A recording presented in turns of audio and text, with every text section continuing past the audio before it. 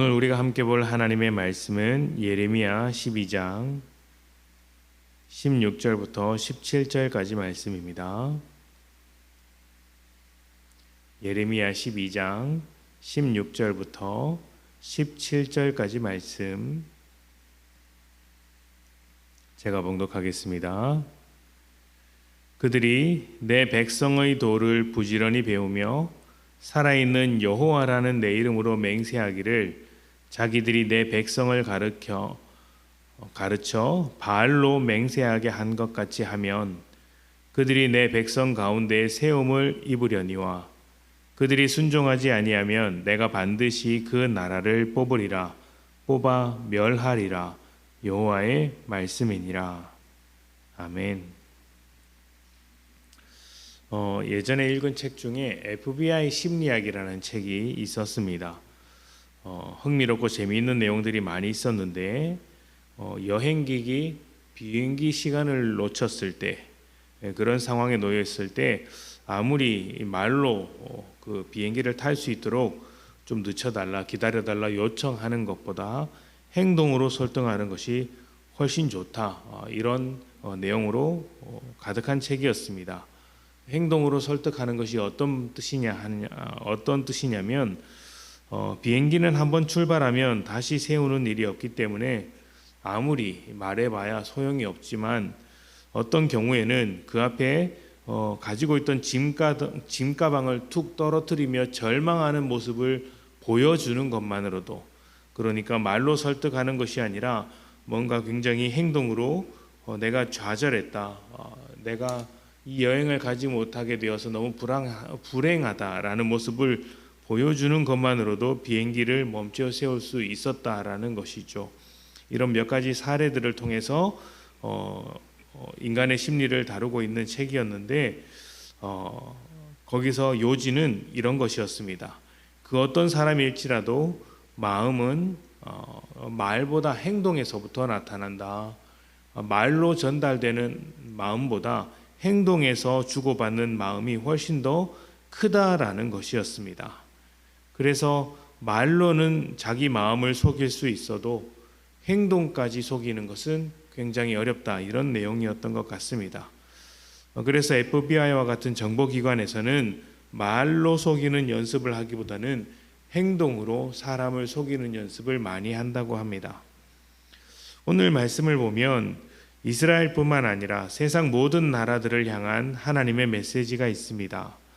하나님은 이스라엘만이 아니라 온 세상의 주인이시기 때문에 세상 모든 열방들도 하나님의 구원 사역에 포함되어 있다는 것을 보게 됩니다. 하나님은 세상 나라들을 향해서도 이렇게 말씀하고 계시는 것이죠. 이방 나라들이 이스라엘로 하여금 바알을 따르도록 한 것처럼 이방 나라들이 하나님을 따르게 되면, 그러니까 바알을 따랐던 것만큼 하나님을 따르게 된다면, 다시 말해 순종하면 하나님의 백성으로 서겠지만 그렇지 않으면 버려지게 될 것이다. 이스라엘 백성을 포함해서 모든 나라 백성에게 요구되는 것은 하나님의 백성으로서의 순종하는 삶이었습니다. 여기서 좀 우리는 의아하게 느껴집니다. 믿음으로 구원받는 것이 아닌가, 왜 순종을 말하는가, 이런 것이죠. 믿음이라는 것은 단순히 하나님이 살아계신다는 것을 믿는다라는 정도의 의미가 아니라 하나님께서 나의 주인이 되신다라는 고백입니다. 예수님께서 핏값을 주고 나를 사셨다는 것을 고백하는 것이 믿음이고, 우상을 따르던 삶, 그리고 죄 안에 갇혀있던 삶, 자기 뜻대로 살아가던 삶이 하나님의 은혜로 하나님의 백성이 된 삶을 살게 되었다는 것을 고백하는 것이 믿음입니다. 그래서 믿음은 반드시 순종을 동반하는 것입니다. 이 순종의 크기가 사람마다 또 믿음의 크기마다 다를 수는 있습니다. 어떤 사람은 아직 너무 미약해서 죄의 삶을 다 떨쳐내지 못하고 있고, 또 어떤 소극적인 몸부림치는 수준일 수 있습니다. 어떤 사람은 죄를 이겨내고 믿음의 선한 삶을 살아가는 중일 수도 있고요. 사랑으로 완성되는 믿음의 삶을 훌륭하게 살아내는 사람도 있겠죠. 중요한 것은 순종의 모양과 정도의 차이는 있을지 몰라도 믿음과 순종이 분리되어선 안 된다는 것입니다. 믿는다면 야고보서에서 말하고 있는 대로 믿음을 행위로, 순종으로, 삶으로 드러내야 한다는 것입니다. 마음으로 믿는다. 내가 생각으로는 믿고 있다. 이렇게 끝나서는 안 된다는 말씀을 드리고 있는 것이죠. 마음이 가장 잘 드러나는 곳이 말이 아니라 행동이라고 하지 않습니까? 말은 누구나 다윗이 될 수 있고 아브라함이 될 수 있고 모세가 될 수 있고 바울이 될 수 있습니다. 말로는 모두가 예수님처럼 말할 수 있습니다. 그러나 진짜는 말이 아니라 행동에서 나타나야 하는 것이죠. 여러분은 하나님의 부르심에 순종하고 있습니까? 예수님의 본을 따라 순종하고 있습니까? 성령님의 인도하심에 따라 순종하고 있습니까? 하나님을 사랑하고 사람을 사랑하라는 귀한 말씀에 순종하고 있습니까? 아니면 마음으로만 머물고 있습니까? 많은 고민을 안고 산다고 해서, 많은 갈등을 한다고 해서, 내 마음이 힘들다고 해서 올바른 믿음을 가지고 있는 것이 아닙니다. 왜 마음이 힘들고 왜 마음이 고민되며 염려가 쌓여가겠습니까? 하나님의 뜻을 쫓아가야 한다는 것을 알고 있음에도 내 행동은 여전히 세상이 요구하는 대로만 살고 있기 때문에 나오는 갈등과 염려와 어떤 힘듦이 아니겠습니까?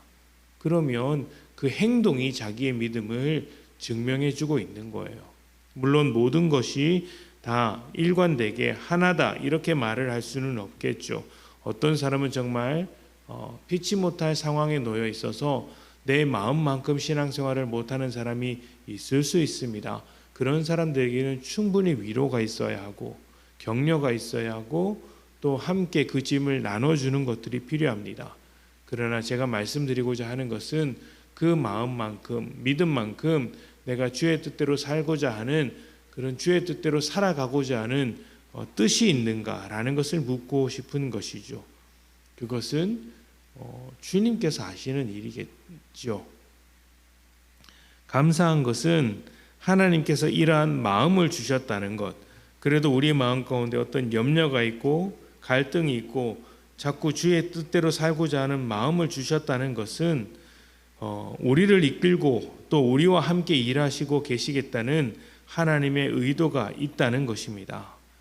어떤 사람은 마음만 가지고 있을 수 있으나 하나님은 그 마음에 머물지 않도록 행동으로 나오도록 돕고 인도하고 계시다는 것이죠. 말씀드린 대로 우리가 잘 못할 수 있습니다. 우리의 삶을 방해하는 것들도 많겠죠. 그러나 이 마음은 행동을 불러올 것입니다. 아무리 바빠도 친한 친구의 결혼식은 가지 않습니까?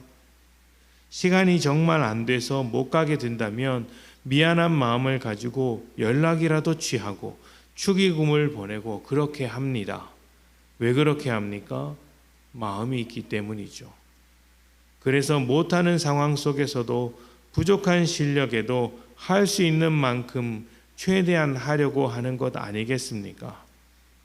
믿음도 지금 내 삶에서 할 수 있는 최선의 순종을 하는 것입니다. 그 최선을 주님께서 기뻐하시며 도우십니다. 그리고 그 최선이 열매를 맺게 됩니다. 여러분과 여러분 주변을 바꾸어 내는 것이죠. 믿음과 순종, 믿음과 행동이 다르지 않아야 한다는 것을 기억하시며 믿음으로 또 순종하는 삶으로 살아가시는 복된 여러분들 되시기를 축복합니다. 함께 기도합니다.